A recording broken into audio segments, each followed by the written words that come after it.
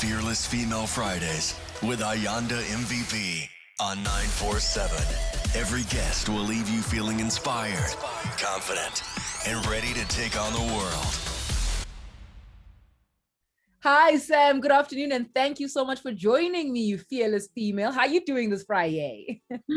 I'm doing amazingly. Great. Thanks so much for having me. For the listeners out there that don't know about Sam, who is Sam and why is she a fearless female? 17 years now. So I was diagnosed with cancer at the age of 29. And I think, for the listeners out there, there's a lot of women that are under the age of 30 and think it can't happen to them. I honestly didn't think it could happen to me. Like, I was working in corporate, I had the 9-to-5 job, and I was really doing well. I had no complaints. And I remember feeling a lump under my arm and thinking, it's nothing, no problem. And I left it. And, I think the most important part about my journey is, honestly, I'm alive because I actually found it early. If I hadn't found it early, I most certainly wouldn't be here. So after going for a mammogram and a sonar, they said, it's a lump, you have to take it out. And I thought, man. And they even said to me, it's probably a fibroid because you're so young, don't worry. And anyway, I remember thinking, what a pain. I've got so many other cool things I want to be doing. And then going to the doctor and finding out that I had cancer, which was just, life-changing. And I think so many women don't go for the test because they're so scared that they're going to find out they have cancer. I was given a 6-month diagnosis 17 years ago and told, you've got 6 months to live, go make your plans. That's it. When you're told you're going to die, it fundamentally shifts you, and it shifts the way you look at things, right? So you can't experience things in the same way anymore. So every single thing that you do becomes fully immersive. Every single thing that you do becomes an experience that you're grateful for. And I think that hasn't changed for me. My journey took me along many paths. I was in the chemo room 152 times over 10 years. And through that process, I realized, I think the most important part about it is the fact that if you decide that you will survive and that you will thrive, you do. So what makes me a fearless female? The fact that I didn't believe what people told me, because I was told I was going to die. And this is the thing. They said, go make your plans. My mom says I'm alive because I'm stubborn, because I went, no, 7% chance of survival. Okay, hold on a minute. If there's 100 people in the room, so what you're saying to me is 93 people are going to die and they're going to be 7 in the corner that are alive. Yes. Okay, well, why am I not going to be one of those? Why are you telling me that I'm going to die when you haven't even given me a chance? And so this is the most important lesson in life always, is whatever you tell yourself and you tell your body, that's what your body's going to obey. And I think living fearlessly is about saying, well, life is always going to be tough. If we look through history, it's not like, there's been wars, there's been all sorts of problems. It's not like this is the first time this is happening. Everybody's got something that's happening to them, but how you react to it is what's going to make you fearless. What was the craziest adventure that you actually did for yourself during that time? I don't like using the word spirituality because it scares people, because then people go like, ooh, it's not that. What it is it's connection to yourself and understanding who you are and knowing who you are, and finding that part of you that you can love so much that you fall in love with yourself. The most beautiful gift is life. And the only choice that we have is to make the best of it every single day. I've had a tough time with depression. I've had a suicide attempt. I was in an abusive marriage, which was terrible when I was younger. And so all of these things, and a lot of people are going through this type of stuff.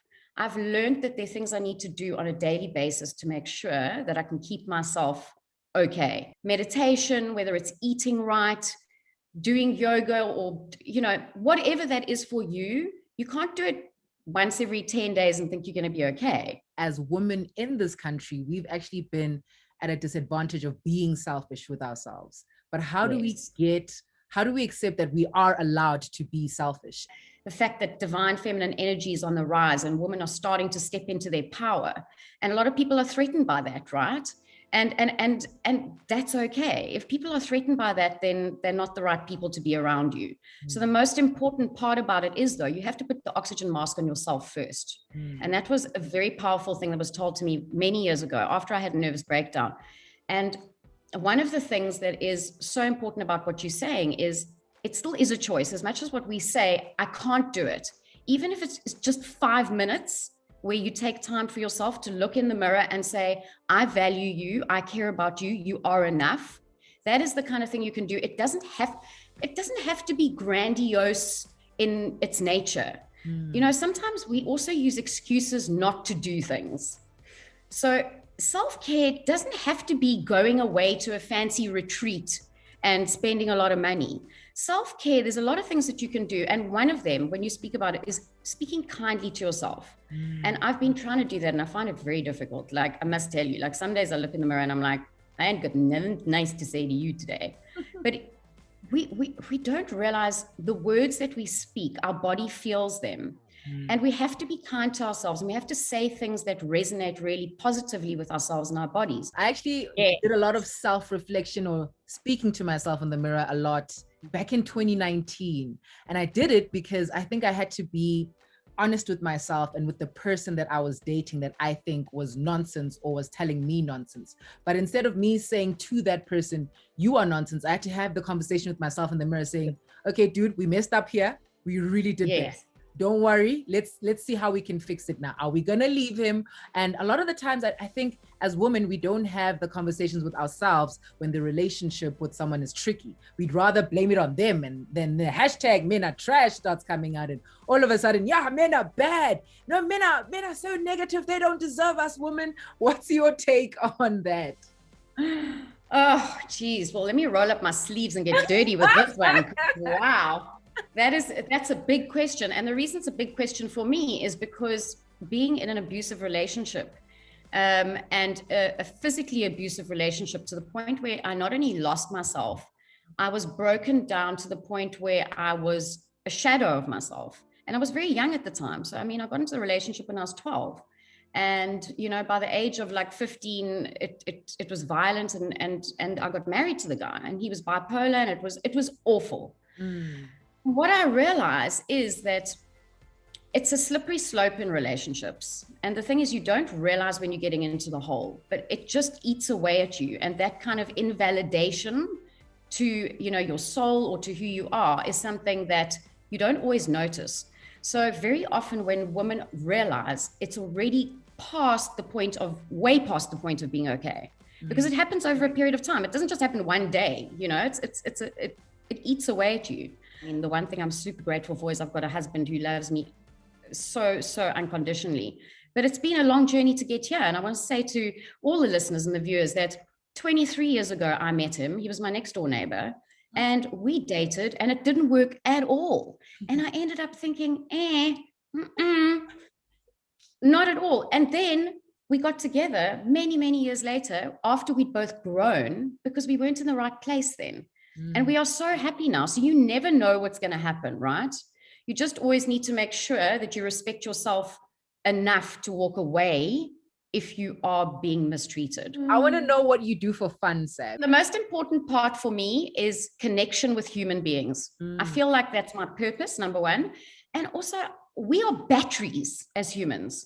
This is the thing people don't understand, is that as a human, if you see yourself as energy, which we all are, right, and your battery gets depleted, you're going to feel terrible. And so those things that you need to do to like raise your energy is basically like a battery. It's like plugging your cell phone in.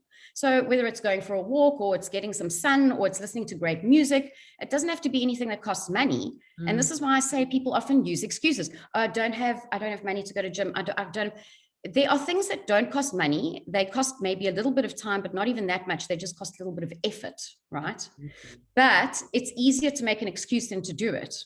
And I think the hard thing about being, you know, in a dark place is it's very difficult to see your way out of it. That's literally me in a day on 947. Like, if I don't do the things that really help me or satisfy me, I won't really have a great show. You just need to make the time, because I can promise you, and I want to say this to everyone, please hear me. The reason I got cancer was because I didn't make the time. And the reason I got cancer at the age of 29 was because I was like, I don't have time for this. I'm too busy. I was that person, guys. 100%. I was that person. I was like, I don't want to hear it. I don't have time. I don't have 5 minutes to do like a meditation. What are you talking about? Rubbish. And what happens very often, I see it with people, small things happen and then they don't learn the lesson, and then it gets bigger and they don't learn the lesson. And it has to get bigger and bigger and bigger. And then you get hit by a freight train. Because if you're not going to listen, the lessons are going to keep coming. Why are some people saying their lives are so amazing? You need to ask yourself those questions.